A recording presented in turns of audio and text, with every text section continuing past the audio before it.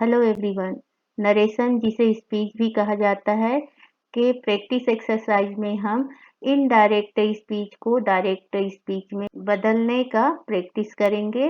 इसके लिए आपको डायरेक्ट स्पीच से इनडायरेक्ट स्पीच में जब आपने सेंटेंसेस को चेंज किए तो उस समय आपने जो भी रूल्स फॉलो किए उसको आपको याद रखना है, क्योंकि जब हम इनडायरेक्ट से डायरेक्ट स्पीच में चेंज करेंगे तो वो सारे रूल्स हमको रिमूव करना होगा, हटाना होगा। फर्स्ट सेंटेंस है Prashant said that Shiva was working hard. सबसे पहले तो हम कनेक्टर को हटाएंगे और जब कनेक्टर को हटाएंगे तो क्या लगेगा, कॉमा और ये इन्वर्टेड कॉमा लगेगा। उसके बाद हम कनेक्टर के बाद जो सेंटेंस है उसमें हेल्पिंग वर्ब देखेंगे। हेल्पिंग वर्ब क्या है, वॉस है।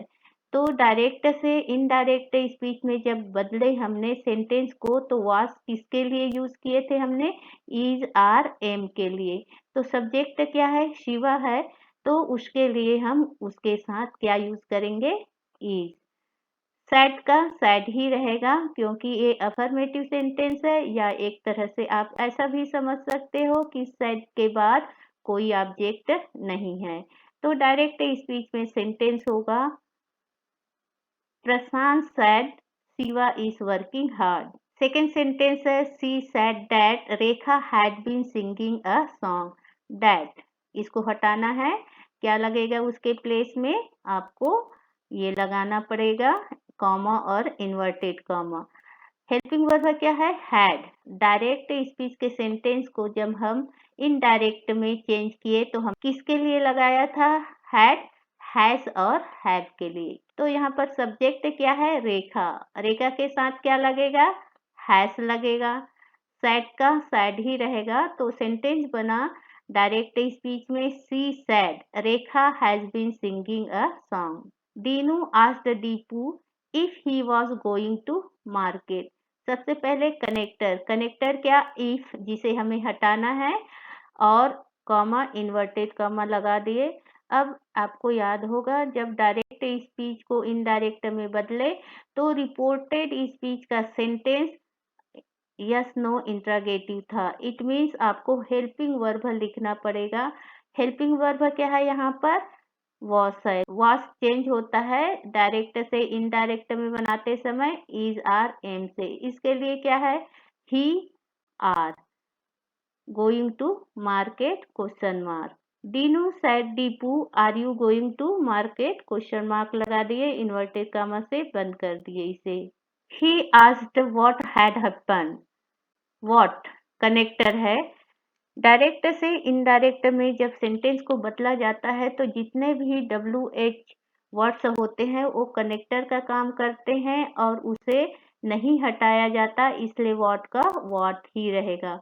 अब हेल्पिंग वर्ब क्या है, हैड के साथ V3 है। तो डायरेक्ट स्पीच में जब मेन वर्ब सेकेंड फॉर्म में हो तो इनडायरेक्ट स्पीच में हैड के साथ V3 का यूज करते हैं, इसलिए उसके प्लेस में हम क्या लिखेंगे, हैपन्ड।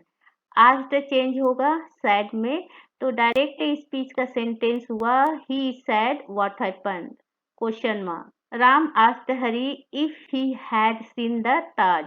इफ हटाना है और इफ को हटाएंगे तो सेंटेंस कहाँ से शुरू होगा, अभी हमने देखा हेल्पिंग वर्ब। हेल्पिंग वर्ब क्या है, हैड है। किससे चेंज हुआ है, हैव और हैज से। तो सब्जेक्ट के ऊपर डिपेंड करेगा। ही किसके लिए आया है, हरी के लिए, और उसके लिए सब्जेक्ट यूज होगा यू। इस तरह डायरेक्ट स्पीच का सेंटेंस बना Ram said to Hari have you seen the Taj question mark लगा दिए। चलिए एक और WH इंटरोगेटिव सेंटेंस देखते हैं। He asked which school I read in. सबसे पहले विच, WH है नहीं हटेगा और उसके पहले कॉमा और इन्वर्टेड कॉमा लगेंगे। जो है मेन वर्ब है सेकेंड फॉर्म में, तो डायरेक्ट स्पीच में मेन वर्ब V1 में होता है, तभी इनडायरेक्ट स्पीच में क्या करेंगे, V2 का यूज होता है।